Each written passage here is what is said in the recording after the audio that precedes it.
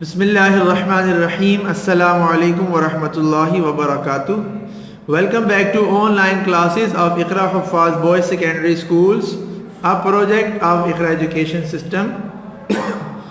This is the video session of Iqra English Book 2.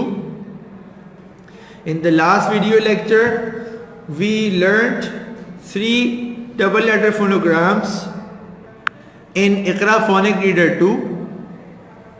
In today's video lecture, inshallah ta'ala, we are going to start lesson number 4. Dear students, Iqra हफ़ाज़ boys secondary schools की online classes में से prep class की एक video में हम मिल रहे हैं और आज की वीडियो हमारी इकरा इंग्लिश बुक 2 की वीडियो है। और इससे पिछली वीडियो में हमने फोनिक रीडर 2 में 3 डबल लेटर न्यू फोनोग्राम्स के साउंड सीखे थे और उनकी एग्जाम्पल्स पढ़ी थी, कुछ एक्सरसाइजेस थी जो हमने सॉल्व की थी।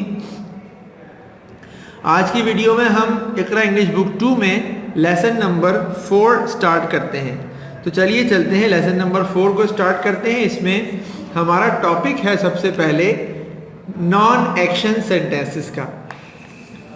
इससे पहले कि हम स्टार्ट करें अपना आज का लेसन, आप लोगों के लिए ज़रूरी है कि आज की डेट आप डाल लें। यहाँ पर क्रिश्चियन कैलेंडर की डेट यहाँ डाल लें, यहाँ मत लिखेंगे 12th और यहाँ पर 2020 लिखेंगे। इस्लामिक डेट भी जो हम चांद की तारीख के हिसाब से लिखते हैं वो डेट भी आप ऊपर यहाँ पर लिख लिया करें। So dear students, non action sentences का मतलब होता है ऐसे सेंटेंसेस जिसमें कोई एक्शन परफॉर्म नहीं किया जाता। एक्शन सेंटेंस का क्या मतलब है? For example, I write a letter, मैं एक ख़त लिखता हूँ। आई ईट एप्पल, मैं सेब खाता हूँ। अब इन दोनों सेंटेंसेस में कोई एक्शन है, कोई एक्टिविटी है, ठीक है। नॉन एक्शन सेंटेंस का मतलब है ऐसा सेंटेंस जिसमें कोई एक्शन परफॉर्म नहीं हो रहा।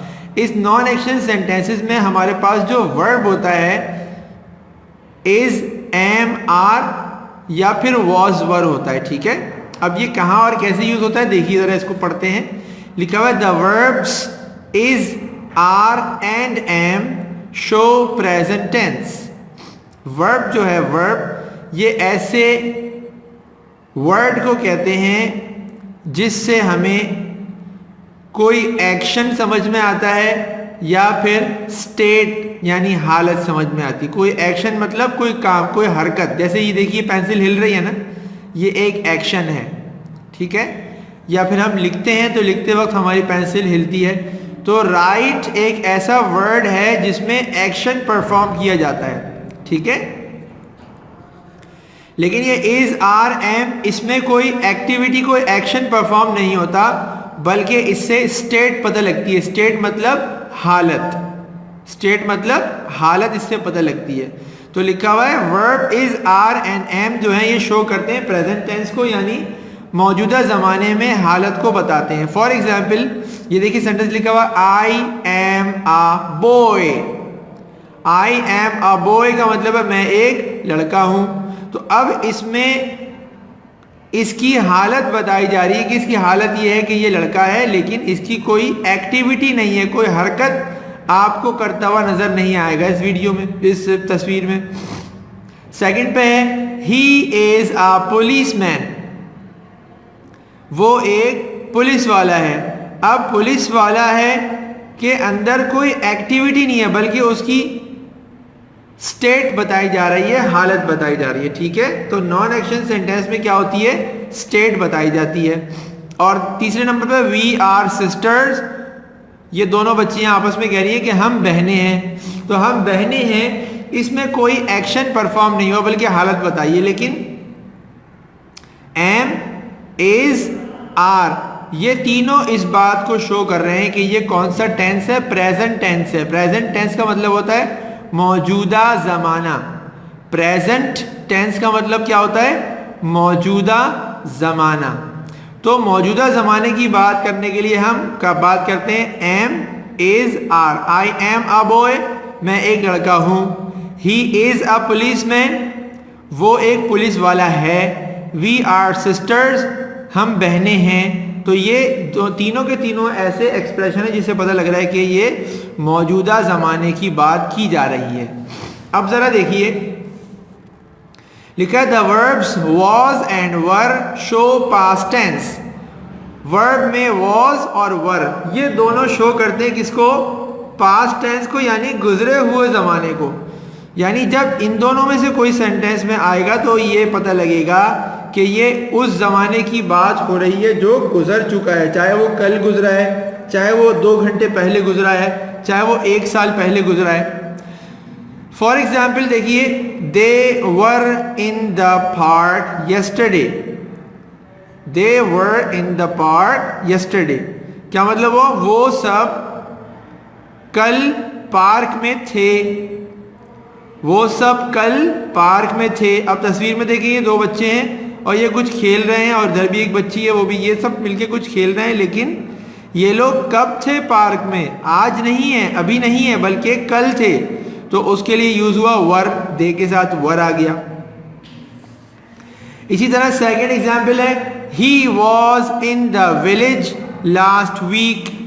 ये कहाँ पर है? गांव में है, लेकिन अभी नहीं है। इसका मतलब है he was in the village last week, वो पिछले हफ्ते गांव में था। गांव में था, अभी नहीं है, बल्कि अभी वो कहाँ पर है? अभी वो जहाँ पर भी है, लेकिन इस तस्वीर को जो दिखाया जा रहा है, ये तस्वीर इस लफ्ज़ से पता लगता है कि ये तस्वीर पिछले हफ्ते की है, क्योंकि लास्ट वीक लिखा हुआ है। He was in the village last week मतलब वो पिछले हफ्ते गांव में था, अभी नहीं है। बात समझ में आ गई? तो मैंने बताया इज एम आर ये होगा मौजूदा ज़माने के लिए, प्रेजेंट टेंस के लिए, और वॉज और वर ये दोनों होंगे किसके लिए? पास्ट टेंस के लिए। पास्ट टेंस मतलब, पास्ट मतलब गुजरा हुआ और टेंस मतलब ज़माना। ठीक है, चलिए अब चलते हैं, ज़रा प्रैक्टिस करते हैं। लेट्स अंडरस्टैंड में लिखा है सर्कल द करेक्ट ऑप्शन। जो ऑप्शन सही होगा उसमें हम सर्कल करते जाएंगे। लिखा है यू डैश माई फ्रेंड, तो यू के साथ क्या आता है? आर, तो हम आर को सर्कल बना देंगे, you are my friend. Number 2 पर है they dash on a trip last month. अब लास्ट मंथ का मतलब क्या है? पिछले महीने। तो पिछले महीने के लिए आर तो नहीं आएगा, आर का मतलब तो होता है अभी मौजूद हैं। वो कह रहे हैं कि वो लोग एक सैर व तफरीह के ट्रिप पर गए हुए थे, तो वो गए हुए थे, अभी नहीं है, तो उसके लिए वर यूज करेंगे। मैंने बताया पास्ट टाइम के लिए वॉज और वर यूज करते हैं। They were on a trip last month, last month से पता लगा कि ये गुजरे हुए जमाने की बात है। There dash stars in the sky last night. Last night का मतलब होता है पिछली रात, गुज़िश्ता रात, जो रात गुजर चुकी। तो क्या मतलब होगा?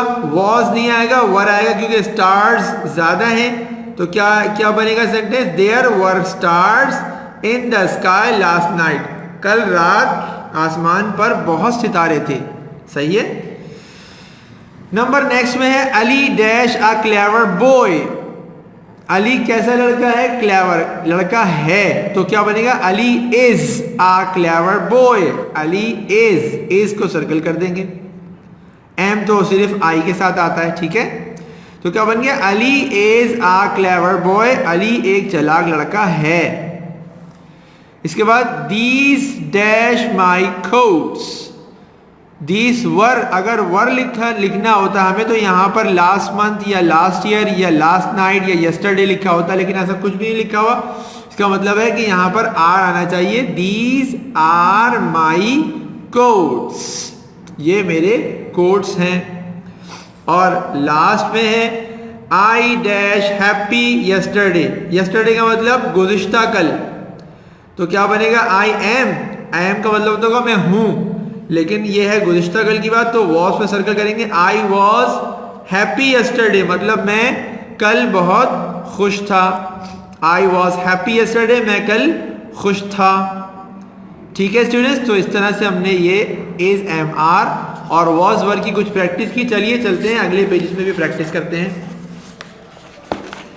प्रैक्टिस की एक्सरसाइज में लिखा है fill in the blanks using is am are was and were correctly. Is am are और वॉज वर से ब्लैंक्स को फिल करना है। You dash a smart girl, कोई टाइम नहीं लिखा हुआ, yesterday, last week, last month, तो इसका मतलब है कि यू के साथ आर आना चाहिए। आर ए R-E-R, पता लग गया कि ये प्रेजेंट की बात है। नंबर 2 पर है they dash in the play land yesterday. Yesterday मतलब गुज़िश्ता कल, जो कल गुजर गई। तो इसका मतलब क्या बना कि ये पास्ट की बात है, तो यहां पर क्या आना चाहिए? वेरी गुड, सही बताया आपने, यहां पर वर आना चाहिए। They were in the play land yesterday, वो कल प्ले लैंड में थे। दीज डैश बिग फ्लैग्स, ये क्या हैं? बड़े झंडे हैं। तो आर आएगा, ARER, क्योंकि टाइम का कोई एक्सप्रेशन नहीं लिखा। यस्टरडे और previous day, last month, last week, ऐसा कुछ नहीं लिखा हुआ, तो क्या बनेगा? These are big flags. Number 4, she dash a clever women, यहां पर भी ऐसा कुछ नहीं लिखा हुआ, तो शी के साथ क्या आएगा? इज लगा देंगे। She is a clever women. Number next में है ही dash a policeman last year. Last year का मतलब पिछले साल, तो जाहिर सी बात है पिछले साल का मतलब हो गया पास्ट, तो ही के साथ हम क्या लगा देंगे? वॉज लगा देंगे। He was a policeman last year, वो पिछले साल एक पुलिस वाला था। नंबर लास्ट है दे डैश बस ड्राइवर्स इन 2015। 2015 मतलब 5 साल पहले की बात है, तो ये पास्ट हो गया, जाहिर सी बात है। तो यहां पर आएगा दे वर, WERE, तो क्या बन गया? दे वर बस ड्राइवर्स इन 2015। 2015 में वो लोग बस ड्राइवर थे, बस चलाते थे। सो स्टूडेंट्स, ये एक्सरसाइज सॉल्व हो गई है। मुझे उम्मीद है कि आप भी वीडियो के साथ ही इसको पॉज कर करके सॉल्व कर रहे होंगे, और आपको ऐसा ही करना चाहिए। वीडियो ख़त्म होने के बाद, 1-2 दिन के बाद नहीं, बल्कि टाइम टू टाइम आपको सॉल्व करना चाहिए इसको। चलिए चलते हैं, अब एक्सरसाइज बी देखते हैं। लिखा है put is am are was and were correctly. दोबारा यही काम करना है। अब देखिए, एक चेयर है, एक टेबल है और एक उस पर बैग रखा हुआ है, ठीक है। क्वेश्चन लिखा है where is the bag. Bag कहाँ है? द बैग इज किसके ऊपर है? टेबल के ऊपर, तो क्या लिखेंगे? The bag is. The bag is, क्योंकि पूछा गया है where is the bag, bag कहाँ है, तो आप बताएंगे बैग टेबल पर है, डेस्क पर है, तो आपने कहा the bag is on the desk. दूसरा क्वेश्चन किया गया, आप देखिए, बैग को टेबल पर से हटा के चेयर पर रख दिया गया। पहले बैग कहाँ पर था? टेबल पर था, और अब कहाँ पर है? चेयर पर है। तो क्वेश्चन पूछा जा रहा है where was the bag, bag कहाँ था? तो हम कहाँ था, हम क्या कहेंगे? द बैग, जी, the bag was on the desk. Bag कहाँ था भाई? डेस्क के ऊपर था। अब डेस्क से हटा के अब इसको चेयर रख दिया, तो क्या लिखा हुआ है? Where is the bag now. अब बैग कहाँ है? Now it is on the chair. Very good, अब इज आएगा, now it is on the chair. इसके बाद next, where are the girls. लड़कियां कहां पर हैं इस वक्त? दे कहां पर है? वो गार्डन में हैं, तो क्या आएगा? They are in the garden. Are लिख दिया हमने। अब वो गार्डन से हट के कहां चली गई? रोड पर आ गई। अब पूछा जा रहा है वेयर वर द गर्ल्स। लड़कियां कहां पर थी? तो वो कहां पर थी? पहले गार्डन में थी, तो क्या लिखा जाएगा? They were, WERE, they were in the garden, वो गार्डन में थी। Where are the girls now. लड़कियां अब कहां हैं? तो वो कहां पर है? रोड पर हैं, तो क्या लिखा जाएगा? They now they are on the road. अब वो सड़क पर हैं।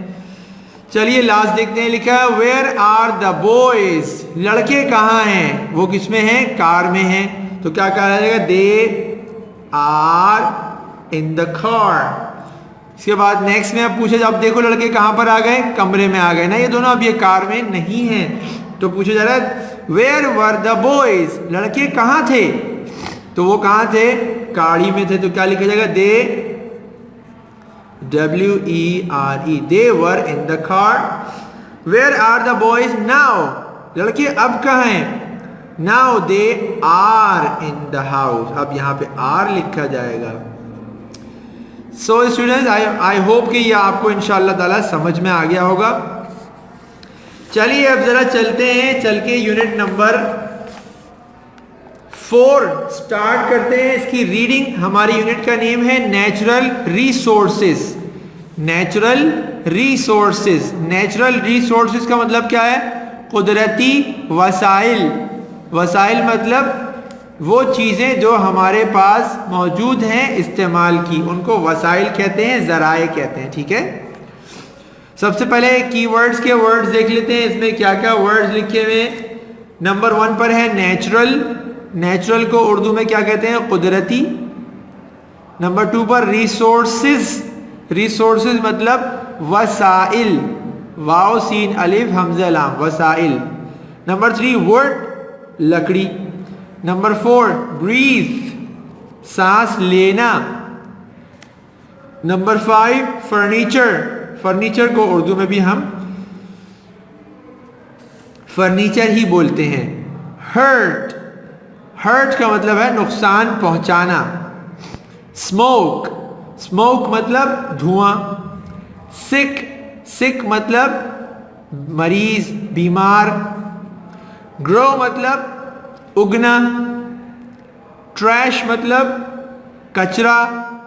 लैंडफिल्स, लैंडफिल्स का मतलब कचरा दबाने की जगह, ऐसी जगह जहां पर गड्ढे खोदकर कचरे को डंप किया जाता है, दबाया जाता है, तो क्या कहा जाएगा? लैंडफिल्स, कचरा दबाने की जगह। और रीयूज लास्ट वर्ड है। रीयूज का मतलब है दोबारा इस्तेमाल करना। सही है। चलिए अब चलते हैं, जरा इसकी रीडिंग करते हैं। आप लोग इसको ध्यान से सुनिएगा रीडिंग को, फिर जब मैं आपसे कहूं तो आप उसको मेरे साथ साथ पढ़ते भी जाएंगे। First you have to listen to me carefully. आपको पहले मुझे ध्यान से सुनना होगा, and then you will repeat after me. फिर आप मेरे बाद इसको रिपीट करेंगे। द अर्थ गिव्स अस, पढ़िए, special and important things that we need to help us live. We call these things natural resources. Air, sunlight, water, wood and land are all natural resources. क्या मतलब हुआ? कि ज़मीन हमें बहुत ख़ास और बहुत अहम चीज़ें देती है, और वो चीज़ें हमें ज़िंदा रहने में मदद देती हैं। उन चीज़ों को कहते हैं क्या? कुदरती वसाइल, नेचुरल रिसोर्सेज कहते हैं उन चीज़ों को जो ज़मीन हमें देती है और हमें ज़िंदा रहने के लिए उन चीज़ों की ज़रूरत होती है। फॉर एग्ज़ाम्पल हवा, सूरज की रोशनी, पानी, लकड़ी और ज़मीन, ये सारे के सारे क्या कहलाते हैं? कुदरती वसाइल। कुदरती वसाइल कहलाती हैं ये सब चीज़ें। चलिए अब ज़रा देखते हैं, नेचुरल रिसोर्सेज की पिक्चर भी आ गई सामने और हम पढ़ते भी जाते हैं पैसेज को। लिविंग थिंग्स नीड, पढ़िए, clean air to breathe and clean water to drink. Plants need sunlight and land to grow, and we need plants for food. When plants breathe, they clean the air around us. We use the wood from plants and trees to make a lot of things like paper, some houses and furniture. इसमें लिखा हुआ है कि तमाम जिंदा रहने वाली चीज़ों को किस किस चीज़ की ज़रूरत होती है? साफ हवा की सांस लेने के लिए और साफ सुथरे पानी की पीने के लिए, और पौधों को भी ज़रूरत होती है सूरज की रोशनी की और ज़मीन की बढ़ने के लिए, और हमें ज़रूरत होती है पौधों की अपनी खुराक को हासिल करने के लिए। जब पौधे सांस लेते हैं तो वो हवा को, हमारे इर्द गिर्द की हवा को साफ करते हैं, और हम यूज़ करते हैं, इस्तेमाल करते हैं लकड़ी को पौधों से और दरख्तों से हासिल करके मुख्तलिफ बहुत सारी चीज़ें बनाने के लिए। जैसे कि पेपर हम बनाते हैं, लकड़ी से कागज़ बनाते हैं, कुछ घर बनाते हैं और फर्नीचर बनता है लकड़ी से। तो लकड़ी की ज़रूरत इन चीज़ों में होती है। इसके बाद देखिए आगे लिखा है, We shouldn't hurt our natural resources. पढ़िए, फिर पढ़ाता हूं। We shouldn't hurt our natural resources because we can't usually make more of them. Smoke from cars and factories makes the air dirty. If the air is dirty, people can get sick and plants can't grow. If we cut down trees, we should plant new ones. इसमें बता रहे हैं कि हमें कुदरती वसाइल को नुकसान नहीं पहुंचाना चाहिए, क्योंकि हम आम तौर पर नए कुदरती वसाइल खुद से नहीं बना सकते। धुआं जो गाड़ियों से निकलता है और फैक्ट्रियों से निकलता है, वो हमारी इस फिज़ा को गंदा करता है, और जब फिज़ा गंदी होगी तो लोग बीमार पड़ जाएंगे और पौधे सही तरह से बढ़ नहीं सकेंगे, उग नहीं सकेंगे। अगर हम दरख्तों को काटते हैं अपनी ज़रूरत के लिए, तो हमें नए दरख्त लगाने चाहिए, यानी नए पौधे लगाने चाहिए, ताकि वो दरख्त कटने के बाद जो हम नए पौधे लगाएं तो वो फिर कुछ सालों के बाद दरख्त बन जाएं। वरना अगर हम अपनी ज़रूरत के लिए दरख्तों को काटते रहेंगे तो आहिस्ता आहिस्ता दरख्त दुनिया से ख़त्म होने लग जाएंगे और पॉल्यूशन बढ़ जाएगा, हमारी फ़िज़ा में गंदगी बढ़ जाएगी, क्योंकि दरख्त और पौधे तो होंगे नहीं जो सांस लेकर हमारी फ़िज़ा को साफ सुथरा करें। चलिए आगे पढ़ते हैं। ट्रैश इज वेरी बैड, पढ़िए। For our natural resources, sometimes people throw trash into water, but we can't drink dirty water and plants can't grow near it.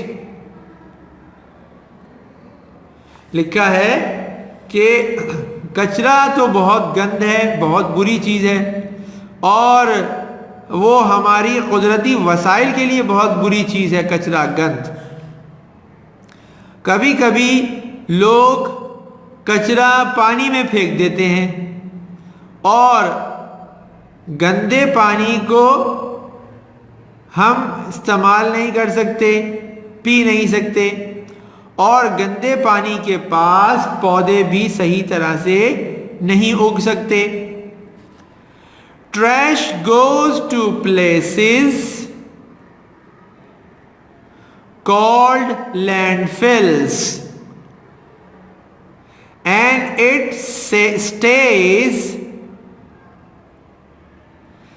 there forever. Some landfills are dirty and they smell bad. People can't use that land and farmers can't grow food on it. लिखा है कि कचरा जो है वो जमा करके ऐसी जगहों पर ले जाया जाता है जिनको इंग्लिश में लैंडफिल्स कहते हैं, कि वो ऐसी जगहें होती हैं जो बहुत बड़ी बड़ी खाली ज़मीनें होती हैं और उनके ऊपर ले जाके गड्ढे खोद के कचरे को उसमें दबा दिया जाता है और वो गंद और कचरा वहाँ पर हमेशा रहता है। और कुछ कचरे दबाने की जगहें ऐसी होती हैं जो बहुत गंदी होती हैं और उनसे बहुत बदबू आती है, और लोग उस ज़मीन पर ना ही फसल उगा सकते हैं और ना ही उसको किसी और काम में इस्तेमाल कर सकते हैं। अब क्या है भाई, अब ज़रा यहाँ पर देखिए, नेचुरल रिसोर्सेज को बचाने के लिए कुछ बातें लिखी हैं। लिखा हुआ है टेकिंग केयर ऑफ, पढ़िए, आर नेचुरल रिसोर्सेज, कि अपनी कुदरती वसाइल को महफूज रखना। कैसे होगा? We can all take care of the earth's resources। लिखा है कि हम लोग अपने ज़मीन के जो वसाइल हैं उनको खुद उनका ख्याल रख सकते हैं। कैसे रख सकते हैं? Here are some ideas। यहाँ पर कुछ मशवरे हैं, कुछ आइडियाज़ हैं। क्या है नंबर 1 पे? Use things until you can't use them any more. सबसे पहला उसूल क्या है कि आप अपनी ज़रूरत की चीज़ों को जब तक इस्तेमाल करते रहें, जब तक वो नाकाबिले इस्तेमाल ना बन जाए, जब तक वो इतनी ज़्यादा ख़राब ना हो जाएं कि अब उनको इस्तेमाल ही ना किया जा सकता हो। नंबर 2 पर लिखा है don't throw things away, reuse them, refill plastic drink bottles. लिखा है कि जो चीजें हैं उनको फेंके मत, बल्कि उनको फिर इस्तेमाल कर लें। इस तरीके से जो प्लास्टिक की बोतलें हैं पानी वगैरह की, उनको फिर से भर लें पानी से, या और कोई ड्रिंक वाली है तो उसको फिर भर लिया जाए। Make toys from old things, जो पुराने कचरे वचरे हैं, प्लास्टिक की और चीज़ें हैं,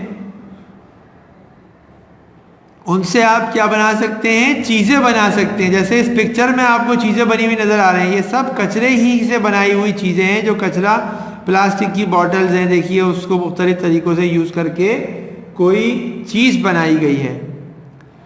reduce the use of natural resources,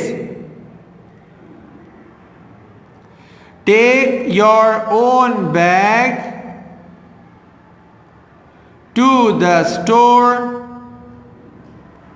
लिखा है कि कुदरती वसाइल को हद से ज़्यादा मत इस्तेमाल करें, मतलब ज़रूरत के मुताबिक ही इस्तेमाल करें, और अपनी ख़रीदारी के वक्त में अपना ही बैग कोई थैला कपड़े का बनाकर वो लाया करें, ताकि प्लास्टिक की थैलियाँ वगैरह ज़रूरत ही ना पड़े, और वो फिर प्लास्टिक की थैलियाँ जब ज़रूरत नहीं पड़ेंगी तो वो खर्च नहीं होंगी, तो फिर थैलियाँ प्लास्टिक की बनेंगी नहीं, तो फिर प्लास्टिक दूसरे कामों में इस्तेमाल हो सकेगी और उसका ज़ख़ीरा हमारे पास रहेगा महफूज।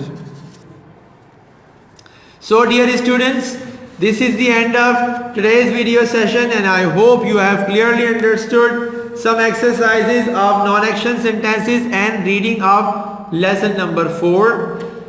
डियर स्टूडेंट्स, आज की वीडियो अपने अख्ताम को पहुंचती है और मुझे उम्मीद है कि इंशाअल्लाह ताला आप नॉन एक्शन सेंटेंसेस को भी समझ गए होंगे और उसके साथ साथ जो हमने रीडिंग की है लेसन नंबर 4 की, वो भी आप अच्छी तरह समझ चुके होंगे। I strongly advise you to complete your work on time. मेरी तरफ से आपको एडवाइस है कि अपना काम वक्त पे मुकम्मल किया करें और ज़्यादा से ज़्यादा प्रैक्टिस किया करें। In case of any problem you may leave us a message. इंशाअल्लाह ताला we will give you immediate feedback. Till the next video, take very good care of yourselves. Remember me in your prayers. Assalamu alaikum wa rahmatullahi wa barakatuh.